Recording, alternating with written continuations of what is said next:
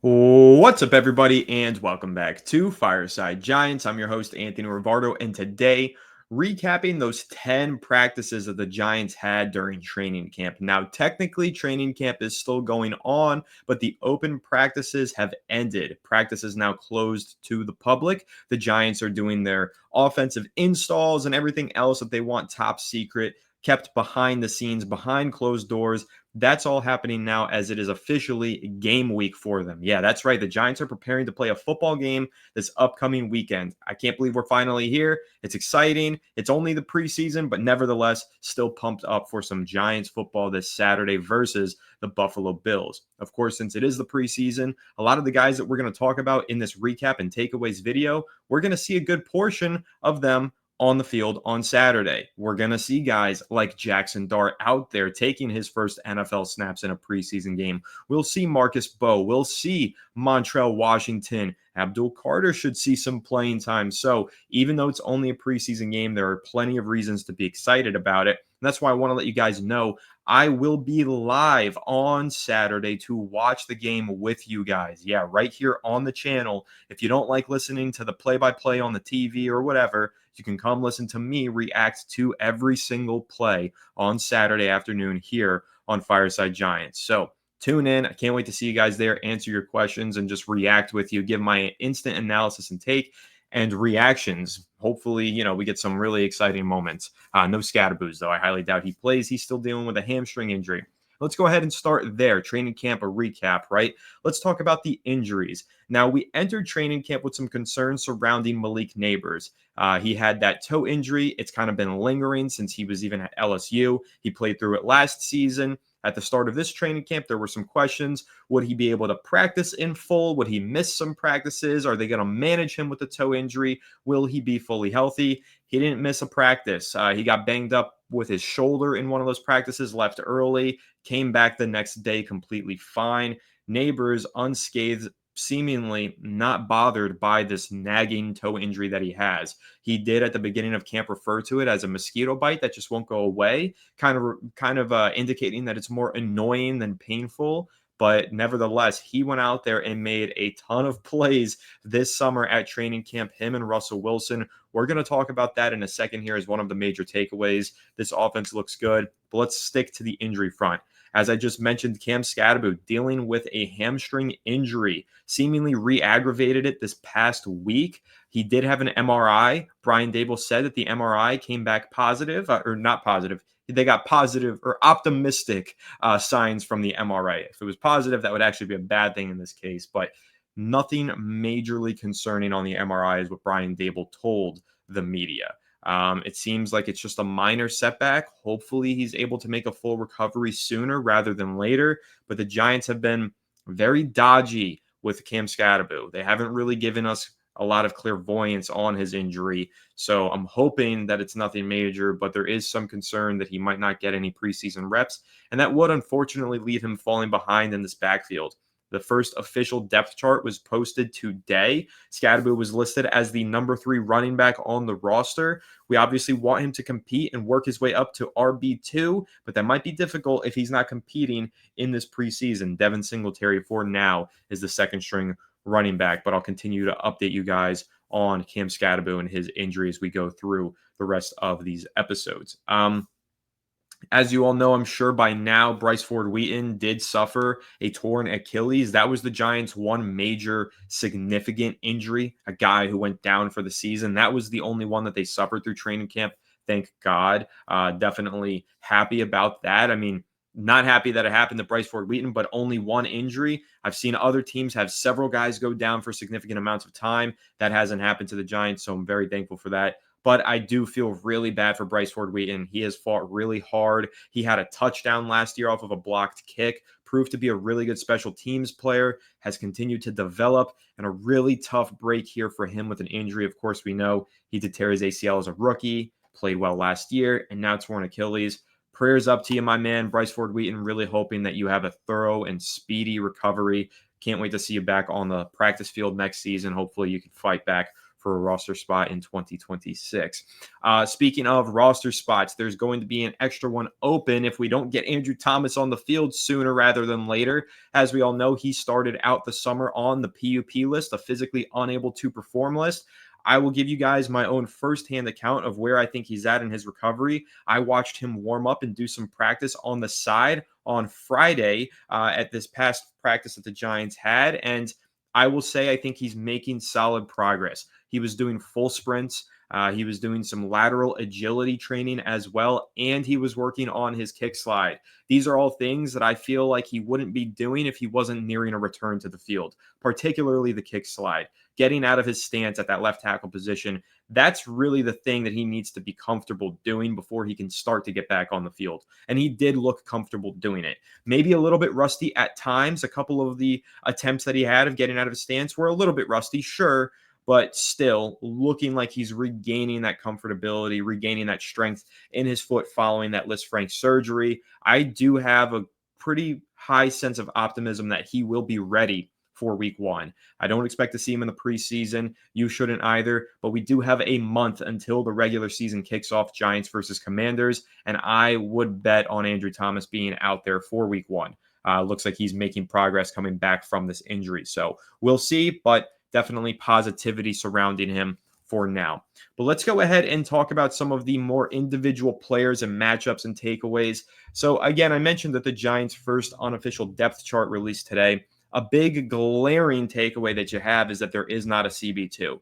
They've listed the starting cornerback number 1 as Paulson Adebo, and opposite Paulson Adebo, they have it listed as, quote, Deonte Banks or Cordell Flott, end quote. The Giants haven't made a decision as to who is going to be their CB2, so I don't know who's going to get the majority of those snaps this preseason, but it has been a competition. To start training camp, the first man out there at CB2 was actually Cordell Flott. I would say Deonte Banks probably took more total reps at CB2 than Flott. He worked his way in, and the Giants kept rotating them, but you could make a case that Cordell Flott had a better spring and summer. He looked really good in the spring during OTAs and minicamp. Obviously, no pads, no physicality during the spring. However, he made a lot of plays on the ball during the spring. He had some good moments during the summer as well, but so did Deonte Banks. The thing with Deonte Banks is it's been a lot of highs and lows. It hasn't been steady. He's had moments where I saw a rep a couple days ago. He completely locked down Malik Neighbors on a rep. It was, I want to say, an out route about 10, 12 yards downfield, and he put his hand on his hip. He put a second hand out there, but he didn't hold, didn't pull, definitely wouldn't have been a penalty. He just stuck with him really nicely in man coverage. Ball was too high because of the coverage, and it went incomplete. But then there's been other moments, deep pass downfield, contested catch opportunity, wide receivers coming down with it. Why? Because Deonte Banks didn't get his head turned around. So it's been a lot of highs and it's been a lot of lows. Some really good reps versus Neighbors, a pass break up in the end zone against Neighbors, and then a big play downfield let up because he didn't get his head turned around. That's pretty much been the story of Deonte Banks through his career so far, but it's been a little bit more consistently bad than it's been consistently good. Hopefully he's able to find that positivity and keep that consistent going forward, but definitely keeping an eye on this. I imagine Paulson Adebo will not play a lot in this preseason. He's locked in as a CB1. He's the Giants' best cover corner on the boundary, that is. Drew Phillips has a case for being the best cover corner, but more on him in a moment. But with Paulson Adebo having his reps likely limited, I think we will see probably in the Saturday preseason game, CB1 will be Deonte Banks, CB2 will be Cordell Flott. I think those guys are going to play opposite each other quite a bit during this preseason, and the best man, whoever performs the best of those two in the preseason, will probably be the CB2 opposite Paulson Adebo. So definitely an interesting position battle to watch. They've been battling all spring, all summer. Now this preseason is where this battle will finally end, and we will get an answer by the time September rolls around. So definitely keep an eye on this. It's going to be very intriguing to see who comes out on top at CB2 here, Deonte Banks or Cordell Flott. Deonte Banks, man, just got to fix those ball skills.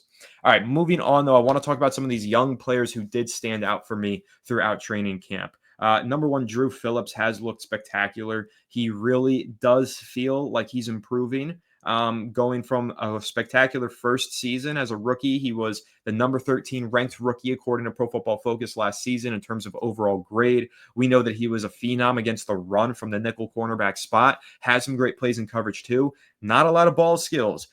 He didn't get a lot of pass breakups. I think he actually only had one pass breakup and one interception, if my memory serves me well. Just not a bunch of plays on the ball. Good coverage, great run defense, but the ball skills were lacking. However, he did reveal during an interview with the media this training camp that he got LASIK eye surgery this offseason. He said that he was playing basically blind, even dating back to college. When the ball is in the air, the reason he wasn't making plays on the ball, he couldn't see it. That's what Drew Phillips said. But now at training camp, he's made a lot of plays on the ball. And he says it's because of the LASIK eye surgery. So there's some reason for optimism there. Like I said, he's been a true standout. He's stuck with Malik Neighbors on some reps. He's really stuck with guys like Jalen Hyatt and those second string players as well. Really, they struggle to get by Drew Phillips. He's looking really solid. Very excited about him. Alongside him, Tyler Nubin was an absolute standout during the summer. He had several interceptions, several pass breakups, and some really great moments in the running game as well as a defender in the box. I think both of those guys are looking to take major steps forward this season. I think there's more leadership around them, with the additions of Paulson Adebo, Javon Holland. They've got some guys who can take some of the weight off their shoulders. For those rookies to have been carrying so much of the load last year was really shocking. But now you've got Drew Phillips going into year two. You've got Tyler Nubin going into year two as starters in this defense, but with some more talent around them. I am pretty hopeful that they're going to be very positive steps in the right direction from the secondary. So very excited about those two guys. They both really stood out. But staying in the secondary, another player who stood out, and we'll start to get into a little bit more of the nitty gritty here, D. Williams. Now, he is listed as, I think, the fourth string CB2. So what would that make him? CB8? Way down the bottom of the depth chart here, but I'm talking about him because we are talking about guys who stood out in training camp, and this guy certainly did. Again, this is an unofficial depth chart. Yes, he's all the way at the bottom of this depth chart. No, that doesn't mean he'll stay at the bottom of this depth chart. D. Williams has special teams experience. He was a kick and punt returner last season with the Seattle Seahawks. That's a plus for him if he's trying to make this roster. But his performance throughout the summer has been spectacular as well. He had several interceptions this summer. He even had an interception while competing with the first team against Russell Wilson on Friday. He had, I think that day, 2 interceptions and 2 pass breakups all in the same day. The day prior, he had several pass breakups as well. As the practices went on, he was compounding good day, stacking a good day on top of another, and just generally speaking, had a really good summer of practices. Now going into the preseason, of course, he is a special teams player and contributor, as I mentioned, but can he carry over some of that great defensive play in the secondary? That will ultimately decide whether or not he's going to make it onto this roster. So keep an eye on D. Williams, one of those guys at the bottom end of this roster that I think you should definitely pay attention to throughout this upcoming preseason. Another guy to pay attention to is Dane Belton. We talked a lot about him in the spring. He was probably the number one standout player for the Giants defense in the spring. Not exactly the same story. He did have an interception at practice on Friday when I was there, and he certainly did have some good moments throughout the summer, some pass breakups and moments in coverage, but wasn't as consistent in taking the football away as he was in the spring. Let's see what he can do in the preseason. He's not projected to be a starter this year, but I like Dane Belton as a quality depth piece behind Javon Holland and Tyler Nubin. He's got a nose for the football. I'm definitely watching him this preseason as well. Also watching Corey Black, Giants 7th round rookie cornerback. Didn't make a ton of noise this summer. Guys like D. Williams, Art Green as well had several plays on the football. Trey Hawkins even had some good days and some bad days. He was banged up with a groin injury at some point, but has returned to health. But just generally speaking, seeing some progress from those guys in the secondary will be important. Now, listed as the nickel cornerbacks on the Giants' first unofficial depth chart, of course, first string is Drew Phillips, but number 2 is Nick Jones. You might know that name. If it sounds familiar, it's because of the first training camp practice, Nick Jones picked off Jackson Dart and took it to the house. So that's Nick Jones. He was initially described as a safety. Then he was described as a cornerback. And I think that's because he was hovering in the middle of the field there as a nickel. So I'll also keep an eye on him. Some other movement on the roster here. Linebacker 1, Bobby Okereke. Linebacker 2, Micah McFadden. Linebacker 3, Darius Muasau, the Giants' sixth-round pick from last year's draft.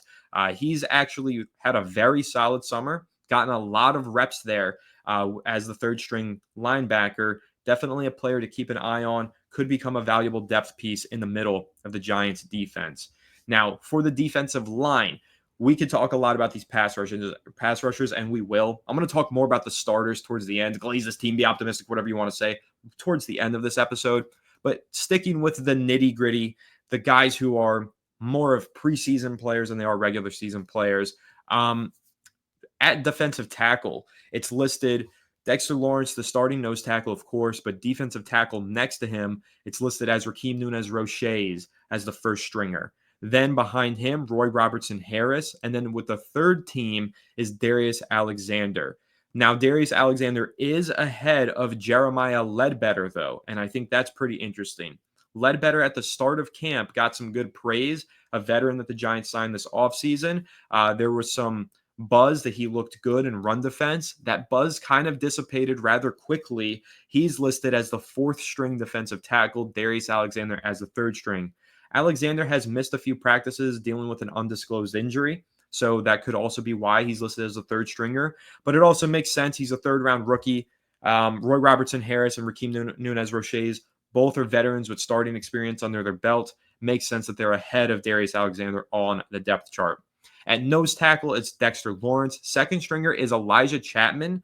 Third string, DJ Davidson. Fourth string, Jordan Riley. Elijah Chapman being the second string nose tackle, I think, is very interesting. I'll say this. Alex and I, when we were at practice on Thursday and Friday watching those one-on-ones with the defensive line and offensive line, Elijah Chapman was looking good. He's just a small little bulldozer. He is completely undersized for the position, though. You see it in person, him standing next to a guy like Dexter Lawrence, even a guy like Abdul Carter. I mean, Elijah Chapman is small. He is very undersized for the nose tackle position. Not a run defender, not a plugger in the middle of the defensive line, but a very good bull rush, speed pass rusher from the interior. So he's got a lot of speed to power, and he's a guy that we saw make some plays last season as an undrafted rookie. He looks like he's gotten even better this year. I'm definitely intrigued and excited to see if he can keep that going during the preseason. So keep an eye on Elijah Chapman as he seems to be positioning himself to definitely keep a roster spot and maybe get a little bit more of an expanded role here as the backup to Dexter Lawrence. All right, so now flipping over to the offensive side of the ball, another thing about the depth chart, QB3, it's not Jameis Winston, it's Jackson Dart. Yes, that's right. Jackson Dart listed as the third string quarterback behind, of course, the starter, Russell Wilson. Then the backup second string quarterback is listed as Jameis Winston, then Jackson Dart, and then fourth stringer, Tommy DeVito. Why this is a little bit of a surprise is that the Giants had Jackson Dart taking reps with the second team for the majority of practice during training camp. There was for sure a rotation, and he was splitting reps with Jameis Winston as the second string quarterback, but he mainly was the guy with the second team. He was, for a lack of better term, QB2 throughout training camp. That's how the Giants had him practice. But still, this is an unofficial depth chart. I have to keep reminding you guys that he is listed as QB3 for now. It is still possible that he continues to get these second team reps, and by the end of the summer, he is the QB2 on the depth chart, and Jameis Winston is QB3. But for now, I think the Giants are just giving him those reps to challenge him, to give him some solid competition in practice, and keep ramping him up. But the plan probably still is in place to have it be Russell Wilson as a starter, Jameis as his backup, and Jackson Dart as the behind-the-scenes developmental rookie. So QB3 does make sense for Jackson Dart on this depth chart, but we'll see if he ends there. He started as QB3. We'll see whether or not he ends as QB3. Definitely keeping an eye on Jackson Dart in this preseason. Really can't wait to watch him play this preseason. Tight end, Theo Johnson listed, of course, as a starter. Behind him, tight end 2 is Daniel Bellinger, then Chris Manhertz, then Greg Dulcich, then Thomas Fidone / Jermaine Terry II. Thomas Fidone II and Jermaine Terry II, both the seconds. Interesting. So one thing here, not encouraged by Thomas Fidone being all the way down at TE5. Would have liked to see him at least be TE4 ahead of Greg Dulcich, who is a veteran kind of behind the scenes or really just backup guy who I don't really expect to make this roster. Rookie Thomas Fidone is playing or did have a concussion recently and is missing practice for the time being. But I would like to see the 7th-round rookie come on here and make some plays and try and get a roster spot. So keep an eye on him in the preseason. But Daniel Bellinger is a guy that we mentioned could be on the roster bubble going into training camp. He's played well, and I don't think he's necessarily on the bubble like he used to be. Now, the Giants could release him for $3.5 million in cap relief, and that might come into play when they get to roster cuts. If they feel as though Bellinger is only a marginal improvement over a Manhurts, a Dulcich, or a Fidone, then they might just take the money and run. But we'll see. For now, he is listed as tight end 2, and I do find that interesting considering he was certainly on the roster bubble at the start of training camp. Now, as I mentioned at the top of the show, Andrew Thomas is out right now on the PUP list. Left tackle 1 is listed as James Hudson III. Of course, when Andrew Thomas returns, he'll be the first stringer, but James Hudson is the starting left tackle. Behind him, Josh Ezeudu, then Marcus Bowe is the 3rd-string left tackle. My point here is Marcus Bowe. Bowe has taken reps both at left tackle, and right guard so far this summer. He did have first-team reps last week at left tackle, though. He's looked pretty good in a lot of these practices, definitely making progress and holding his own. He's one of these rookies that you're not going to hear a ton about because he's an offensive lineman, but let me just tell you, he's certainly making progress and developing behind the scenes. So keep an eye on Marcus Bowe throughout the preseason. You'll see a lot of him at right tackle since he's listed as the 2nd stringer right there, but you might see him play some left tackle in the preseason as well. Josh Ezeudu being listed as a 2nd-string left tackle is certainly going to annoy some fans. I know that we all kind of view him as a guard, but the Giants view him as a tackle. That's confused a lot of us Giants fans. It's still confusing me, to be completely honest. He's not even listed as a backup guard at either the left side or the right side. He is listed just as the 2nd-string left tackle. We'll see whether or not that holds as we get back Andrew Thomas later on this summer. Now, at right guard, Greg Van Roten listed as the starter. 2nd-string right guard is listed as Evan Neal. He's not listed as a backup left guard either, just as the 2nd-string right guard. Very interesting. The Giants started him out at left guard at the beginning of the summer and in the spring, but while the summer went on, Greg Van Roten missed some practices. I believe he was on paternity, and Evan Neal got those first-team reps in his place. He had some really solid practices, some very good days, but he also had some days that reminded you why Evan Neal is considered a bust, because he definitely had some struggle moments. Particularly last Friday, he was on the ground a lot, struggling as a run blocker, tripping and falling all over the place. In all honesty, it was a pretty ugly practice on Friday after what was a really solid practice on Thursday. But keep an eye on Evan Neal. Let's see how he continues to develop. Obviously, that's one of the number 1 players that we're going to be keeping an eye on during the preseason. I'm very invested in this. I really want to see whether or not he's able to develop into something for the Giants. Right now, he's less than something, that's to be sure. He's more of a nothing, net neutral for the New York Giants. In fact, he's been a liability when he's been on the field in the past, so he's kind of more of a net negative to the Giants' offensive line. But there is hope here. He's made some progress, definitely has developed. I would like to see Evan Neal continue that development throughout the preseason. He'll be playing primarily right guard in the preseason. At wide receiver, Malik Neighbors listed as the starter. Darius Slayton listed as the starter. Wan'Dale Robinson listed as the starting slot wide receiver. The backup wide receiver slot position is pretty interesting. It's listed as Wan'Dale, then Amir Smith-Marset, then Montrell Washington, then Dalen Cambry, then Jordan Bly, and Gunnar Olszewski. So I mentioned this before a few episodes ago. The slot receiver position is the one that I think has a little bit of a depth issue. Amir Smith-Marset is going to make this team primarily because he's a good kick returner, and I'm happy that the Giants have him because of that. But I don't necessarily want to see him playing out of the slot for the Giants if Wan'Dale Robinson does get injured. But Amir Smith-Marset is listed as the 2nd-string slot receiver. Now, because he is a kick/punt returner as well, there is a little bit of an injury risk there. Wan'Dale gets hurt, and then Amir Smith-Marset would have to be basically starting at 2 positions.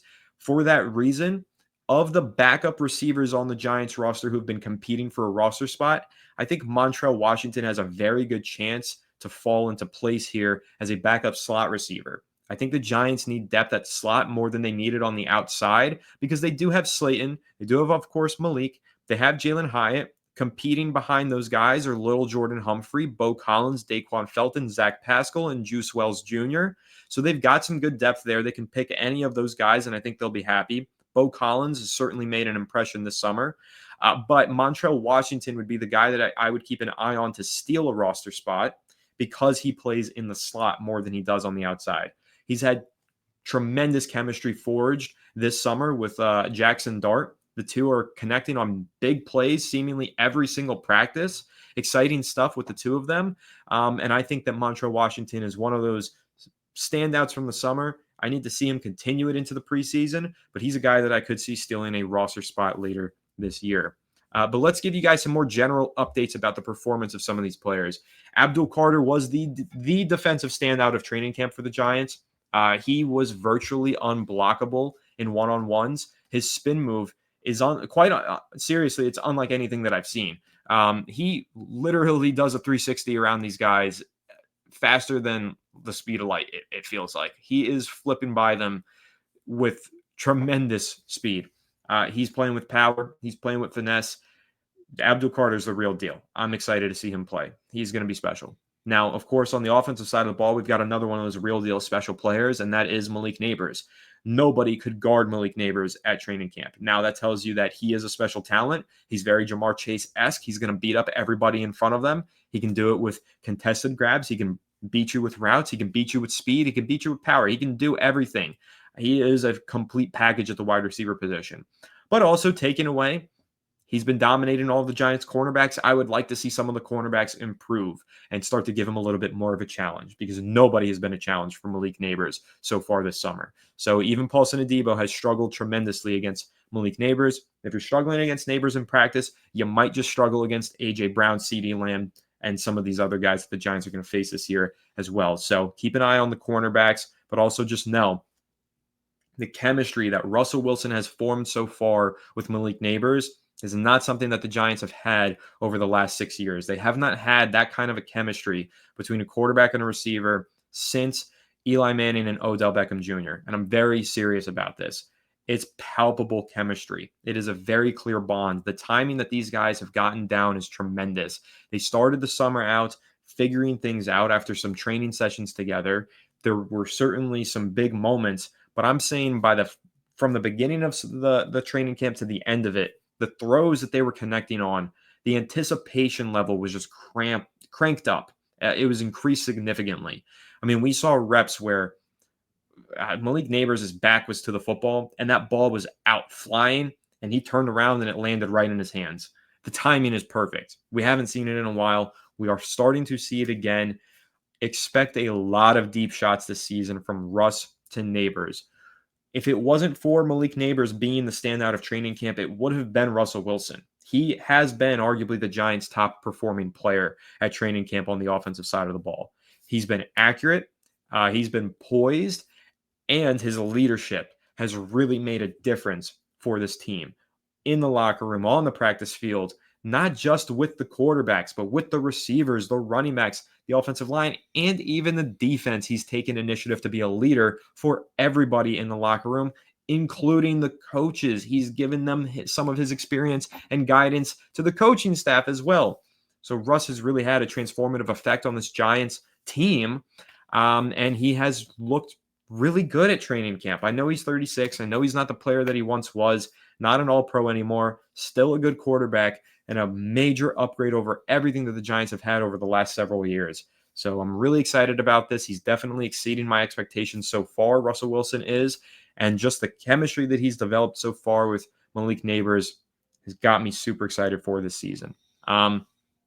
Those really are all of the main takeaways that I have for you guys here from Giants training camp. That's a pretty full recap, 30 minutes right there, where we talked about all of the guys who are injured, all of the guys who are competing for roster spots. I guess one extra detail, Graham Gano has looked healthy and good.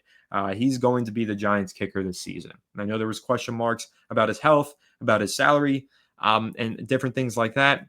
But generally, the way that the Giants viewed it, if he's healthy, he's their kicker. He's been healthy and he's been kicking just fine. He's going to be the kicker this season for the New York Giants. So expect some more Graham Gano ball this upcoming season. But yeah, just thinking more largely about it, the offense definitely had good moments. The defense was probably better, though, in many regards. And a lot of that had to do with the defensive line and pass rush. The secondary, I think, is still finding its footing. I think the cornerbacks are still a little bit questionable. Not really anybody who can guard Malik Neighbors. Still a big question mark at CB2 between Flott and Banks. But at least the young guys in the secondary, like Phillips and Newbin, are showing progress and showing that they will be impactful players this season. But what's really going to help that secondary is the pass rush. The defensive line, above all else, is living up to the hype. It is legit. Burns has been spectacular. Dexter Lawrence is Dexter Lawrence. Abdul Carter is exceeding all expectations of a rookie. And Kayvon Thibodeau's had some good moments as well, although he's been a little bit less noisy than the other guys, I will say. But on the offensive side of the ball, we've seen a lot of bad quarterback play at training camp over the last few years. And the takeaway every year has been quarterback question marks, really. Poor accuracy, poor timing, a lot of turnovers. Will they be able to figure it out during the season? Are they just getting comfortable in the offense? Whatever. They're all comfortable in the offense this season.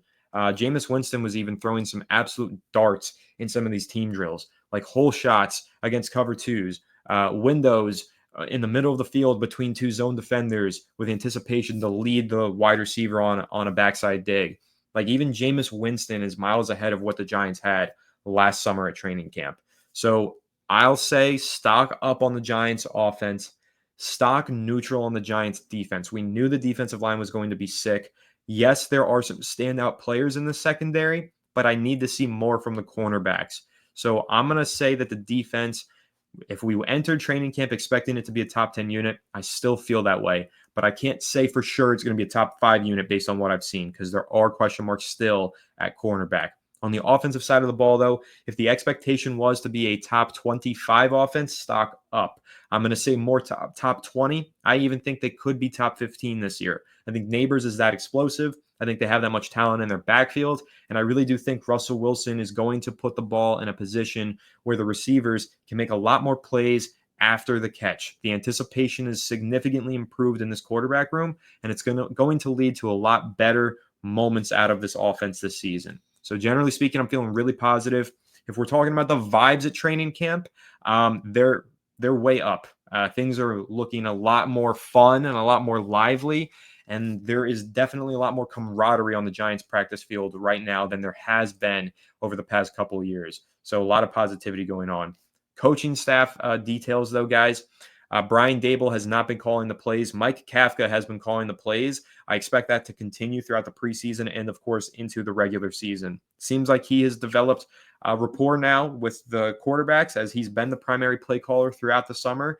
And because of all of that time that he's spent as the play caller, I think it would be a little bit weird for Brian Dable to just take it over now, a month through training camp later. Wouldn't really make a lot of sense. So expect Mike Kafka to be the offensive play caller of the season. We'll see if he is able to recapture some of that magic from a great call in 2022 when he was the play caller then. But that's pretty much going to recap training camp for you guys. Those are my major takeaways. Let me know down below what your thoughts are and what your takeaways from New York Giants training camp are. Let me know what I missed. Let me know what you missed. And let me know what you're excited for as we gear up for preseason. So make sure to leave a like if you enjoyed. Subscribe to the channel if you're new. Ring the bell so you don't miss an episode. Comment your thoughts down below in the comment section. Listen to Apple or Spotify. Leave us a 5-star review. Go ahead and follow us on all of our social media channels at Fireside Giants. Without further ado, I'll catch you on the next one. Have a good one. And let's go New York Giants.